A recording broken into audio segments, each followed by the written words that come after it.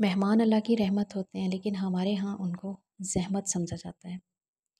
क्योंकि हमारे घर में कोई मेहमान आ जाता है तो हमारे माथे पर 7 बल पड़ जाते हैं कि ये हमारे घर क्यों आ गया और अब इसको हम क्या खिलाएँ और हम इसको क्यों खिलाएँ।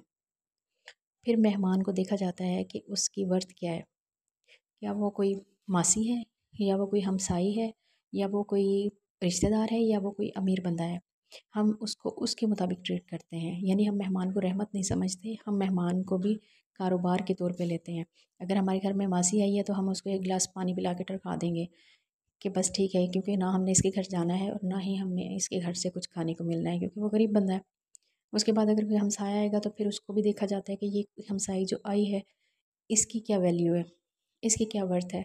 उसके मुताबिक उसको ट्रीट किया जाता है। खाली उसको चाय का कप पिलाना है, अच्छी चाय पिलानी है, नॉर्मल चाय पिलानी है, या चाय के साथ उसको बिस्किट भी देने हैं, ताकि मैं जब उसके घर जाऊँ तो मुझे भी ये चीज़ें जो हैं वो अवेलेबल हो सकें। फिर उसके बाद रिश्तेदारों की बारी आ जाती है। रिश्तेदारों को देख के तो वैसे ही लोगों के माथे पे बल पड़ जाते हैं कि ये आ क्यों गए हैं।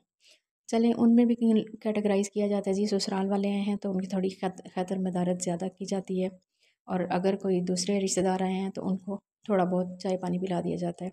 अगर कोई अमीर रिश्तेदार आया है, चाहे वो आपको 1 रुपया भी ना दे, चाहे वो आपको गए घर मुँह भी ना लगाए, तो उसके लिए फ़ौरन से बाहर से चाहे कहीं से माँग के आपको लाने पड़े, किसी रिश्तेदार से, किसी हमसाये से पैसे माँग के उसके लिए पिज़्ज़ा वगैरह लेकर आते हैं, उसके लिए सारी चीज़ें लेकर आते हैं ताकि वो खुश होके जाए।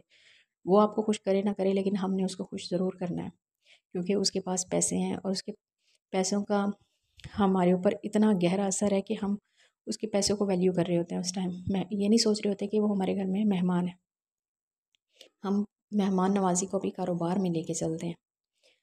उसके बाद अगर कोई अमीर बंदा आ जाता है तो फिर तो हम सर दर्द की बाजी लगा देते हैं। उसके लिए मटन बन रहा है जी, उसके लिए बिरयानियाँ बन रही हैं, उसके सारा एहतमाम हो रहा है, फिर भी वो राज़ी होके जा रहा है, नहीं होके जा रहा।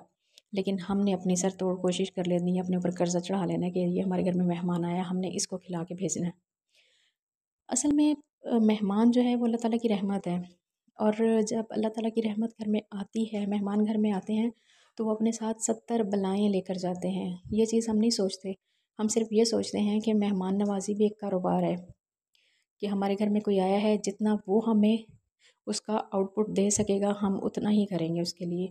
अगर वो नहीं दे सकता तो हम उसके साथ वैसा ही सलूक करेंगे जैसा हमारे पास होगा, या नहीं होगा हम उसके साथ वो सलूक करेंगे जैसी उसकी वर्थ होगी। हालाँकि मेहमान तो सब बराबर होते हैं। आपके घर में कोई भी आया है, अगर कोई आपके घर से बगैर पानी पिए जाता है तो इसकी मिसाल ऐसे है जैसे वो किसी कब्रिस्तान से गया हो। तो मेहमान को अल्लाह ताला की रहमत समझना चाहिए और उनका